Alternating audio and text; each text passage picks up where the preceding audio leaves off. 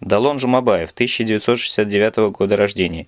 Неоднократный участник и призер чемпионатов России по спортивному ушу. Победитель Кубка Европы в Голландии в 1993 году. Абсолютный чемпион Средней Азии в 1995 году. Абсолютный чемпион Международного фестиваля боевых искусств «Свободная Россия» в Санкт-Петербурге в 1996 году. Закончил Академию физической культуры имени Лесговста в Санкт-Петербурге в 1996 году на кафедре восточных единоборств. Снимался в таких фильмах, как «Китайский сервиз» в 1998 году, «Я кукла» в 2001, «Удар лотоса» в 2001 году и «Сатисфакция» в 2004 году.